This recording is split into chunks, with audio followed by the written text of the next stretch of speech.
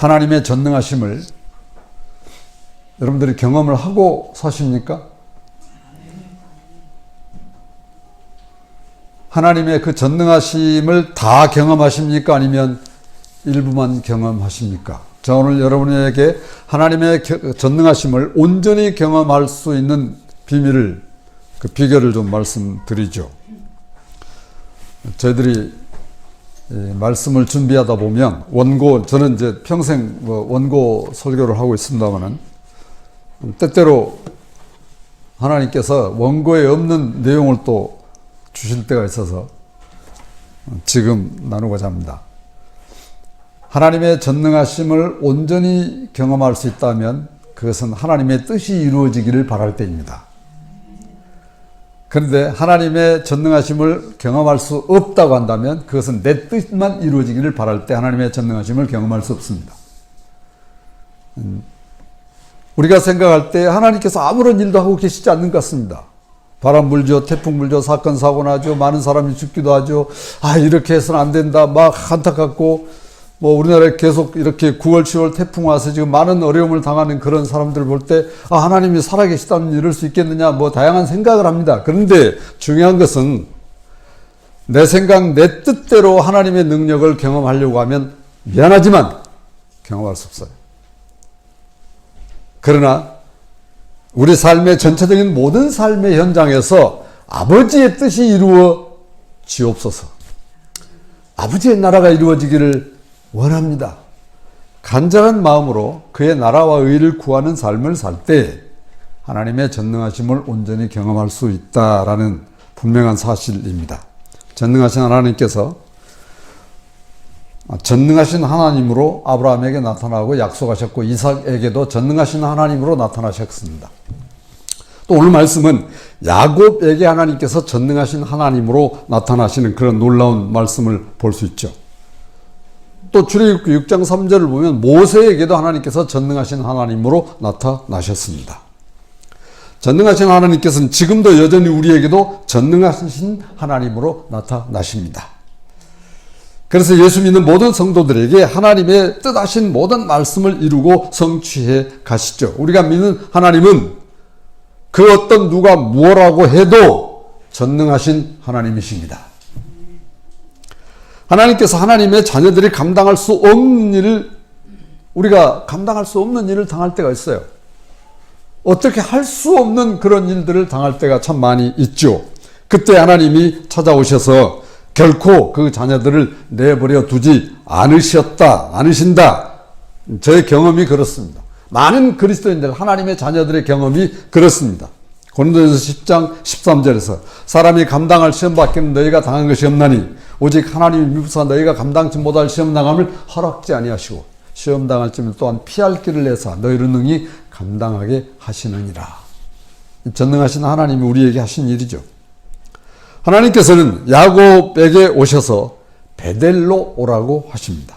베델은 하나님의 집이란 뜻이죠.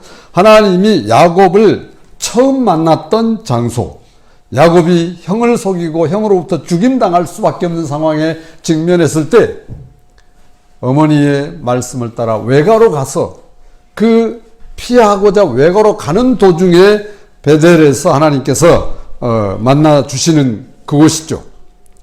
하나님께서 이렇게 야곱 일행을 인도하십니다. 야곱이 하나님 앞에 예배하기 위해서 나갈 때 그냥 가지 않았습니다. 지금 요 앞에 어떤 상황이었습니까? 여러분이 아시겠지만 야곱의 아들들이 세겜의 모든 남자들을 다 죽였단 말이죠. 할례 받게 해놓고, 할례 받으면 우리가 너와 통혼하고 서로 이렇게 주고받고 교류하며 살자고 해놓고 그냥 가서 남자들을 모두 죽여버리고 지금 엄청난 그런 위기에 처한 그 야곱의 상황에서 하나님께서 그냥 두지 않고 베델로 오라고 말씀하시죠. 그렇게 베델로 가기 위해서는 이스라엘 야곱의 모든 가족들이 밧단 아람에서의 그 과거로의 모든 것을 단절시켜야 했습니다. 그 내용이 창세기 35장 2절에서 우리는 그걸 찾아볼 수 있어요. 야곱이 이에 자기 집안 사람과 자기와 함께한 모든 자에게 이르되 너희 중에 있는 이방 신상들을 버리고 자신을 정결하게 하고 너희들의 의복을 바꾸어 입으라. 지난주에 우리가 들었던 말씀이에요. 그래서 모든 가족들이 야곱의 말하는 대로 순종해서 가져가서 금고리, 팔찌, 발찌, 요즘 또 어떤 분 누가 그러더라고요. 가만히 보니까 어떤 분은 또 발에다도 이렇게 금고리를 쳤다고 그래서. 하여튼 좋아요. 있어도 차면 좋죠. 그러나 그걸 또 찼다고 말하면 안 돼요. 건강상 차시는 분도 있어요. 제가 보니까 그걸 알아보니까 그렇더라고요. 그래서 하여튼 머리에서 발끝까지 있는 장신구와 옷과 모든 것을 다 야곱에게 가져왔어요. 그것을 가져와서 야곱은 어떻게 했습니까? 혼자 착복했습니까? 아닙니다. 그걸 상수리 나무 아래 모두 묻었어요. 이제 새로운 곳 베델을 향해서 갑니다. 그때 하나님께서 창세기 35장 5절에서 그들이 떠났으나 하나님이 그 사민과 고을들로 크게 두려워하게 하셨으므로 야곱의 아들들을 추격하는 자가 없었더라. 하나님이 함께 하시면 두려울 게 없죠. 하나님이 야곱의 이름을 지키시고 그 주변 백성들에게 두려움을 주시고 야곱 일행이 떠날 때에 추격하는 자가 없도록 하게 하셨습니다. 이것이 하나님께서 함께 하시는 증거입니다. 야곱의 일행이 베델에서 머물게 되었습니다. 이때 하나님께서 야곱에게 나타나게 됐어요. 9절 같이 보십니다. 9절 창세기 35장 9절입니다. 시작. 야곱이 바단 아람에서 돌아오매 하나님이 다시 야곱에게 나타나사 그에게 복을 주시고, 바단 아람이 지금 어디냐? 메소포타미아로 이렇게 알려집니다. 하나님께서 또 야곱에게 나타나셔서 복을 주셨습니다. 야곱에게 주신 복은 어떤 복일까요? 우리는 복하면 자녀들이 시험 치면 다 그냥 한 번도 떨어본 적이 없고 하는 일마다 잘 되고 승승장구하고 그걸 말하는 게 아니에요. 여기서 복은 아브라함에게 주셨던 복이에요. 여기서 복은 아버지 이삭에게 주셨던 복이에요. 이 복을 하나님께서 야곱에게 주셨다고 말씀하시고, 오늘 우리들에게도 여전히 우리가 받는 복이 있다고 하면 하나님께서 아브라함과 이삭과 야곱과 모든 예수 믿는 그리스도인들에게 주시겠다고 하는 하나님의 영의 복이지, 그냥 아침에 자고 일어나니까 집 앞에 금이 한 5톤쯤 와 있더라는 그런 건 아니에요.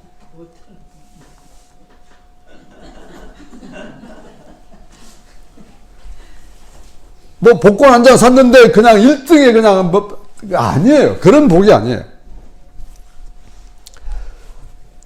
그러므로 이 복은 하늘의 것입니까? 땅의 것입니까? 참.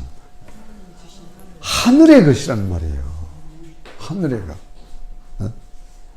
그러니까 하나님께서 이 야곱에게 주신 복이 할아버지 또 아버지인데 이것이 장차 오실 메시아를 통해서 나타나실 그리스도 예수를 통해서 나타나실 우리의 구원이기도 합니다. 영생의 복이죠. 결코 이 복은 땅의 것이 많아지는 것을 나타내는 것은 아닙니다. 하늘의 복, 영의 복. 요한 3서 2절에 사랑하는 자여 내 영혼이 잘됨같이. 사람이 영혼이 잘 돼야지요. 저는 팔이 잘 된 사람 보고 얼마나 놀랐는지 모르겠어요. 주먹이 잘 된 사람 옆에 있더니 길은 맞는 길밖에 없더라고요. 꾀만 잘 되면, 여러분, 머리만 잘 되면 어떻게 되는 줄 아세요? 아주 피곤하고 힘들어. 그런 사람 옆에 보면서 옆 사람이 틀리는 손을 보기 마련입니다. 어떻게 꾀만 쓰면서 하는지 하여튼. 영이 잘 돼야 돼. 정말 우리 영혼이 잘 되는 것처럼 놀라운 일이 없습니다. 하나님께서 계속해서 야곱에게 복을 주시는 말씀을 하시는데요. 10절을 보겠습니다. 10절을 같이 보십니다. 시작. 하나님이 그에게 이르시되 내 이름이 야곱이지만은 내 이름을 다시는 야곱이라 부르지 않겠고 이스라엘이 내 이름이 되리라 하시고 그가 그의 이름을 이스라엘이라 부르시고. 이름이 바꿨어요. 제가 신학생 때 다녔던 교회 목사님 부흥 강사이셨는데 70년대 후반이 되겠네요. 이렇게 부흥회를 열심히 다니다가 이 말씀을 보다가 이름 바꾸는 일이 어떻게 일어나게 됐어요. 그 부흥회 목사님들이 인도를 하는데 뭐 자기 이름이 안 좋으면 이제 바꾸라고 그래가지고 바꾸는 그런 그 안 좋은 말씀 적용을 이렇게 어떻게 이상하게 하는 그런 경우를 보고서 참 생각이 납니다. 그렇게 바꾸는 게 아니죠. 하나님께서 야곱에게 특별한 경우에 이렇게 바꾸는 경우이지 그냥 아무 때나 그냥 뭐 보니까 안 좋다고 해서 바꾸는 그런 건 아닙니다. 하나님께서 다시 야곱의 이름을 확정짓죠. 그렇다고 우리 교회 식구들 이름 바꾸면 들 상처 될 거 없어요? 내 생각, 내가 자의로 바꾼 건데, 그걸 말하는 게 아니에요. 하나님의 말씀을 통한 그런 그 잘못된 적용을 제가 말씀드리는 것이죠. 그래서 창세기 32장 28절에서 그가 이르되 내 이름을 다시는 야곱이라 부를 것이 아니요 이스라엘이라 부를 것이니 이는 내가 하나님과 및 사람들과 겨루어 이겼습니다. 왜 이름을 바꾼지 여러분 다 아신단 말이죠. 가족들을 다 약복강가로 먼저 보내놓고 혼자 뒤에서 야곱이 고민 씨름하고 있을 때 하나님이 나타나셔서 이렇게 이기지 못함을 보고 이제 그때 이름 바꾼 여러분 다 알고 계시죠. 그래서 하나님께서 야곱에게 야곱인 나에게 오늘 여러분 야곱인 여러분에게 어떤 하나님이냐를 드러내시는 것이죠. 자, 11절을 보겠습니다. 11절 같이 보십니다. 시작. 하나님이 그에게 이르시되 나는 전능한 하나님이라 생육하며 번성하라. 한 백성과 한 백성들의 총회가 내게서 나오고 왕들이 내 허리에서 나오리라. 하나님께서 야곱에게 어떤 하나님이신지를 보여주고 계세요. 자, 여기 11절에서 어떤 하나님이라고 나타내고 계십니까? 전능하신 하나님, 전능한 하나님. 여전히 오늘 여러분 한 분 한 분에게 하나님은 전능한 하나님이십니다. 그 하나님의 전능하심을 하나님께서 아브라함에게, 이삭에게, 그래서 창세기 17장 1절에 야곱이 99세 때에 여호와께서 아브라함에게 아브라함이 99세 때에 여호와께서 아브라함에게 나타나사 그에게 이르시되 나는 전능한 하나님이라 너는 내 앞에서 행하여 완전하라 라고 전능한 하나님이라고 나타나신 그 하나님이 아버지 이삭에게도 여전히 그렇게 나타나셨고 야곱에게도 여전히 전능하신 하나님으로 나타나셨고 오늘 여러분 각 개인에게도 전능한 하나님으로 나타나십니다. 이미 나타나셨어요. 우주 만물을 창조하시고 다스리며 운행하시는 하나님에 대한 명칭은 하나님이 하시는 일을 나타내십니다. 그래서 나타나신 사람마다 모든 일 하실 때에 일을 다 모든 이름들을 포함하죠. 아브라함, 이삭, 야곱에게 하나님은 전능하신 하나님, 전능하신 하나님 곧 엘샤다이로 표현되고 있죠. 그 어떤 존재와도 비교될 수 없는 하나님의 초월성과 은혜의 충만성 그리고 영원 신실하심이 내포된 전능자의 이름입니다. 야곱의 보호자여 야곱과 함께 하셔서 지금까지 그리고 앞으로 인도하시 주실 것을 약속하죠. 하나님께서 야곱에게 생육하고 번성하게 하시겠다라고 선포하십니다. 하나님께서 야곱의 후손들에게 많은 사람들이 나오게 될 것이요 왕들이 야곱의 허리에서 나오겠다고 하셨습니다. 또 하나님께서 창세기 35장 12, 13절에서 또 약속하시죠. 함께 보실까요? 12절, 13절을 같이 보십니다. 시작. 내가 아브라함과 이삭에게 준 땅을 내게 주고 내가 내 후손에게도 그 땅을 주리라 하시고 하나님이 그와 말씀하시는 곳에서 그를 떠나 올라가시는지라. 하나님께서 뭘 주시겠다고요? 네? 자신 있게 말하세요. 네, 땅. 좋죠? 그럼 땅 많으면 좋죠? 참. 저도 땅이 많았으면 좋겠어요. 진짜요. 우리, 이제, 고진웅 집사님 와 계시지만, 우리 박홍희 집사님 그 장례 하관, 이제, 할 때, 제가 좀 그런 소망이 생기더라고요. 우리 교회도 좀 땅이 있으면, 이렇게 한 100평, 200평이라도 이렇게 조성해서, 사람이 흙에서 왔으니 흙으로 돌아가리라 할 때도 지금은 그냥 안 되더라고요. 여러분, 세상 떠나면 그냥 흙으로 돌아가는 것 같죠? 그냥 안 됩니다. 뭐가 있어야 되는지 아세요? 네? 돈이 있어야 돼요. 수목장, 최하가 300이랍니다. 더 비싸요? 하여튼 제가 들은 바로. 이것 봐라. 하나님은 그냥 흙에 가서 흙으로 가르라고 그랬는데, 그래서 그런 소망이 생겼어요. 우리가 좀 힘이 있다고 한다면, 한 500평쯤 사가지고, 누구나 원하는 사람 있으면, 거기다 이제 단서를 제가 붙여야겠다. 예수 믿으면. 가족 중에 누가 예수 믿으면, 와서 그냥 이렇게 안장하시면 됩니다. 제가 40년 가까이 학원 예배 장례식을 주관하면서 정말 깨끗하고 아주 신선한 그런 학원 예배를 인도해 본 경험이 있어요. 그러니까 땅 이야기가 나오다가 이 땅은 실제로 우리가 사는 땅 이야기도 되지만 보이지 않는 땅도 의미가 있다는 것을 알고 말씀을 좀 들으시면 되겠습니다. 창세기 17장 9절에서 가나안 땅을 주시겠다고 아브라함에게 약속하셨죠. 또 이 하나님께서 야곱에게 이같이 약속하신 것은 아버지 이삭이나 할아버지에게 동일하게 약속하셨던 약속입니다. 가나안 땅을 향한 이 가나안 땅은 사실은 또 하나님의 나라를 나타내는 그런 의미도 있어요. 이걸 꼭 땅 문제로만 받아서는 안 됩니다. 결국 또 다시 말씀드리면 이 가나안 땅은 우리가 앞으로 영원히 있어야 할 하나님의 나라로 표기가 된다는 사실을 우리가 좀 생각하고 말씀을 나누었으면 좋겠습니다. 왜 사람들이 땅을 좋아할까? 생각해 보셨어요? 왜 땅을 그렇게 돈을 주고 사놓으려고 하고 투자해 놓으면 땅은 다른 건 다 변해도 땅은 변함이 없습니다. 지진이 나지 않는 이상. 왜 여러분 사람들이 땅을 좋아하는지 아세요? 간단해요. 사람이 흙에서 나왔기 때문에 그러는 거예요. 사람이 땅으로 만들어졌기 때문에 그러는 거예요. 하나님께서 오늘 아침 어떤 목사님 설교를 들으니까 흙으로 이렇게 빚으셨다고. 우리 사실 그 땅이잖아요. 땅으로 우리는 빚은 바 됐어요. 그리고 우리 코에 하나님의 생명을 불어넣으셔서 우리 사람이 되었고, 우리가 이 세상을 떠나서 생명은 위로 올라가고, 우리의 흙에서 온 이 땅에서 온 이 육체는 땅으로 이렇게 묻히게 되는 것을 우리 너무 잘 아는 그렇다고 본다면 그렇게 죽음이 그렇게 두려운 건 아니에요. 이렇게 보면 땅은 비유로서 요한계시록 21장 1절 이하에 보여주는 새하늘과 새 땅에서 또 찾아볼 수 있습니다.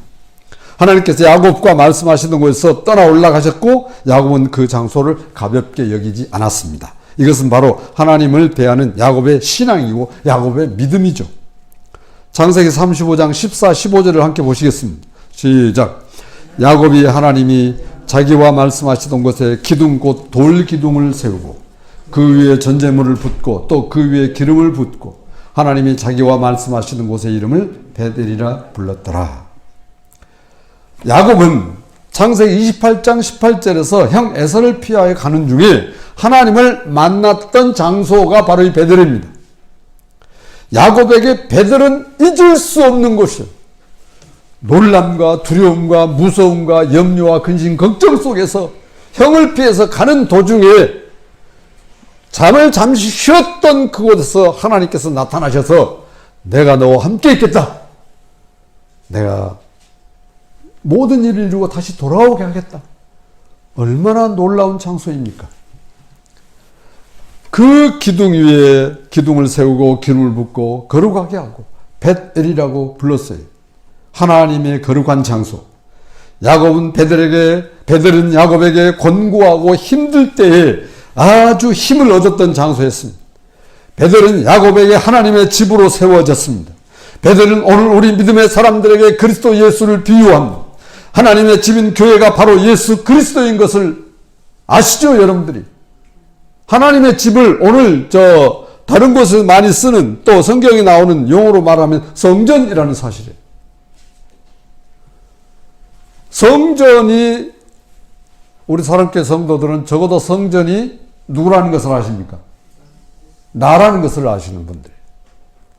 고린도전서 3장 16절에 너희가 하나님의 성전인 것과 하나님의 성령이 너희 안에 거하는 것을 알지 못하느냐? 야고보서 요한복음 2장에서는 예수님이 성전이라고 말씀하셨어.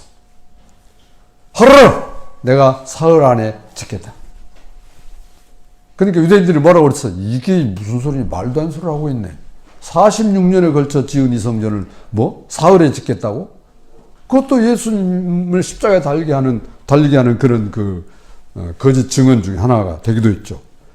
영어로 말하면 영어로 알아들으면 좋은데 문제는 뭐예요? 영어로 말씀하면 육으로 알아듣는 게 문제라는 것을 보여주고 있어요. 그러니까 이 성전을 향한 우리 그리스도인들의 분명한 자세가 내 삶에 지대한 영향, 생각을 바꿔버리는 것이죠. 그러니까 이 몸을 잘 관리해야 돼요. 이기적으로 관리하면 안 돼요. 남을 위해서 관리해야 돼요. 남에게 유익이 되는 내 몸이 되도록 관리를 해야 한다 이 말입니다. 그래서 운동하고 먹고 잘해서 그래서 그것이 이웃사랑이에요. 진정한 이웃사랑은 이웃을 내 몸처럼 사랑하는 그것입니다. 내 몸을 사랑하고 나를 사랑할 때에 그 사람이 말씀이 들어가면 그 말씀으로 말미암아 건전한 이웃사랑, 바른 이웃사랑을 할 수 있어요. 우리 가운데, 인류 가운데 온 모든 사람 중에 가장 놀라운 이웃사랑을 했던 분이 누구냐? 예수 그리스도이셨어요. 그래서 예수님이 자신이 했기 때문에 우리에게 이웃을 내 몸처럼 사랑하라고 말씀하신 겁니다. 13, 14, 15 쭉 이후에 16절 이후에 참 야곱에게 안타까운 상황이 벌어지는데 라헬이 죽습니다. 뭐 우리나라의 과거에 우리 상당히 오래전 역사에도 출산하다 많이 세상을 떠나는 그런 어머니들이 있었던 것을 볼 수 있어요. 자, 창세기 31장 32절을 제가 들어보세요. 잘 들어보셔야 다음 말씀 이해하기 쉽습니다. 외삼촌의 신을 누구에게서 찾든지 그는 살지 못할 것이요. 우리 형제들 앞에서 무엇이든지 외삼촌의 것이 발견되거든 외삼촌에게로 가져가소서 하니 야곱은 라헬이 그것을 도둑질한 줄 알지 못함이었더라. 기억나시죠? 네. 라헬이 나올 때 시집으로 이제 전부 가고자 할 때에 아버지의 드라빔 소신을 가지고 나왔단 말이죠. 라반이 보니까 없어졌거든요. 그래서 와가지고 그걸 찾았는데 라헬이 앉아있는 안장에 이렇게 감춰놓고 내가 지금 경수가 나므로 움직일 수 없습니다, 아빠. 그래서 지나갔죠. 그때 야곱이 이렇게 말하잖아요.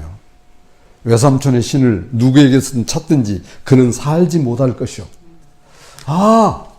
라헬이 가장 젊은 야곱의 부인이 세상을 이렇게 일찍 떠나는 데는 이런 것과 상관이 있다 라는 것을 좀 생각하게 됐습니다. 이렇게 해서 하나님께서 어쨌든 라헬이 죽는 슬픔을 야곱은 겪습니다. 참 안타까운, 왜 가장 사랑했던 아내이기 때문에 4명 중에. 그러나 어쨌든 이렇게 해서 야곱의 가정이 이렇게 진행되는 것을 볼 수 있습니다. 하나님께서 창세기 28장 13절부터 15절을 여러분 많이 들으셔서 또 한번 들어보십시오. 또 본즉 여호와께서 그 위에 서서 이르시되 나는 여호와니 너의 조부 아브라함의 하나님이요 이삭의 하나님이라. 내가 누워있는 땅을 내가 너와 내 자손에게 주리니 내 자손의 땅에 티끌같이 되어 내가 서쪽과 동쪽과 북쪽과 남쪽으로 퍼져갈지며 땅의 모든 족속이 너와 내 자손으로 말미암아 복을 받으리라. 내가 너와 함께 있어 내가 어디로 가든지 너를 지키며 너를 이끌어 이 땅으로 돌아오게 할지라. 내가 내게 허락한 것을 다 이루기까지 너를 떠나지 아니하리라 하시니라. 하나님이 약속했던 그 약속을 야곱에게 신실하게 지금 이루고 계시는 과정인 것을 볼 수 있습니다. 이삭이 창세기 35장 27, 29절을 보시면 180세의 세상을 떠납니다. 그래서 에서와 야곱 형제가 장례를 치르죠. 사람 누구나 태어나서 성장을 합니다. 어느 시점부터 성장은 멈추고 늙어가게 되어 있습니다. 이러한 과정을 우리는 다 겪고 있습니다. 보통 사람이 25세가 되면 25세까지는 성장했다가 그부터는 이제 멈춘다고 그러네요. 그럼 성장이 멈추면 그 다음부터 어떻게 되는 겁니까? 네, 점점 25년 동안 성장했다가 늙어가는 것은 한 75년 늙어가나요?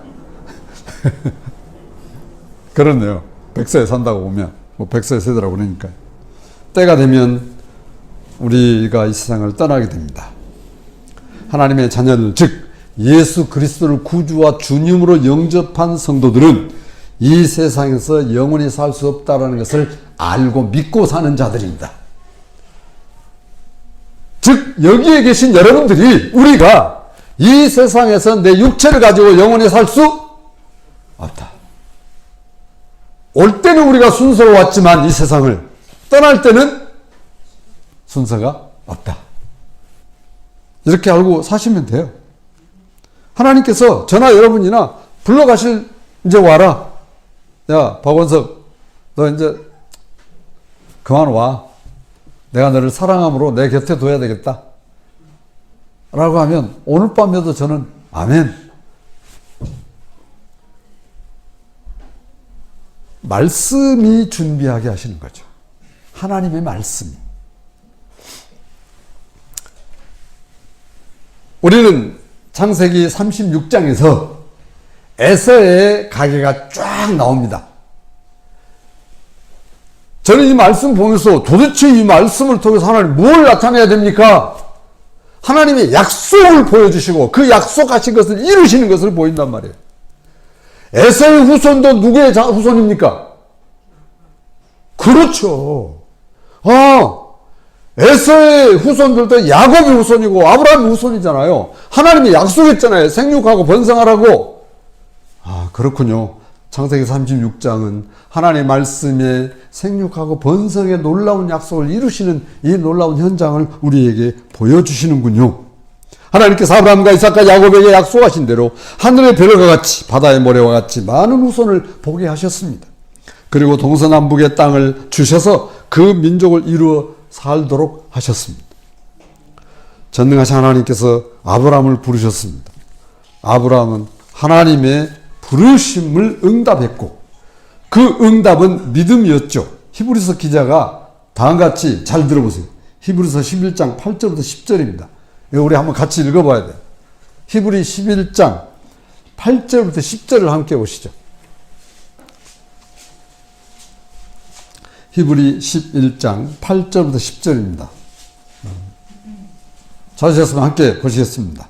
믿음으로 아브라함은 부르심을 받았을 때에 순종하여 장래 유업으로 받을 땅에 나아갈새 갈 바를 알지 못하고 나아갔으며, 믿음으로 그가 이방인의 땅에 있는 것 같이 약속의 땅에 거류하며 동일한 약속을 유업으로 함께 받은 이삭 및 야곱과 더불어 장막에 거하였으니 이는 그가 하나님이 계획하시고 지으실 터가 있는 성을 받았음이라.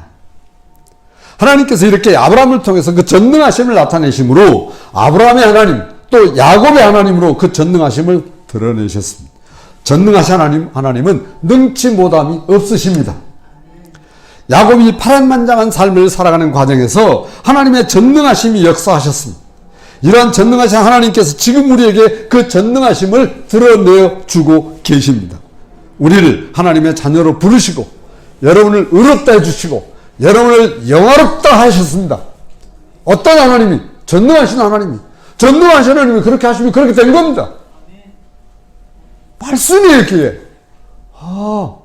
그래서 제가 박수를 치면서 춤을 추면서 하나님 혼자요. 내가 의롭다함 받았고 하나님 불러주셨고 나는 하나님의 영화롭게 된 자군요. 얼마나 놀라운지. 이것이 하나님의 전능하심으로 된 것입니다.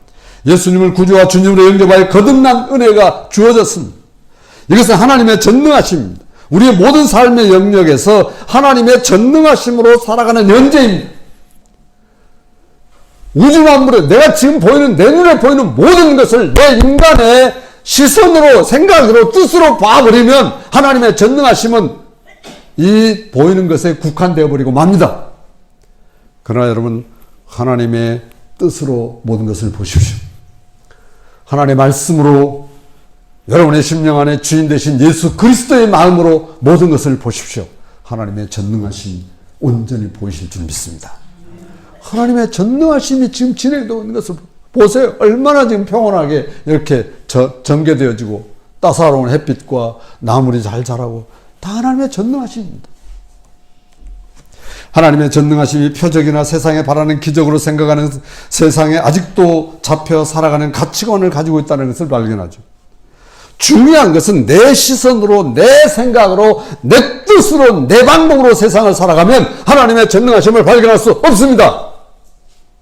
그러나 나의 왕이고 나의 모든 죄를 다 담당하시고 십자가에 달려 죽으셔서 내가 그리스도와 함께 십자가에 못 박혀 죽은 자, 그러나 내가 사는 것은 그 하나님의 아들을 믿는 믿음으로 사는 그리스도인들은 하나님의 전능하심을 모든 것을 볼 수 있어요. 엊그제 저녁 노을을 보면서 감탄을 하는 겁니다. 그걸 자연현상으로 봐버리면 자연현상이야. 저는 많이 쌓이죠. 저 노을을 누가 하셨을까? 물었고 답은 그래, 하나님이 하셨어. 누가 해요? 여러분, 누가 합니까? 아무도 할 수 없어요. 믿음으로 예수님과 함께 살아가면 하나님의 전능하심은 하나님의 자녀들인 예수 믿는 자들의 모든 것을 통해서 나타내십니다. 얼마나 놀라운지 모르겠어요. 우리가 믿는 예수님께서도 하나님의 전능하심으로 존재하여 계시고 나의 왕, 나의 구주, 내 모든 것 되신 예수 그리스도는 지금도 이 자리에 하나님의 전능하심으로 계셔서 우리 마음을 주장하시고 보는 것, 듣는 것, 생각하는, 말하는 것을 주장하셔서 하나님의 전능하심을 나타내 주십니다. 그런 여러분들은, 우리는 하나님의 전능하심 속에 살고 있습니다. 기도하겠습니다.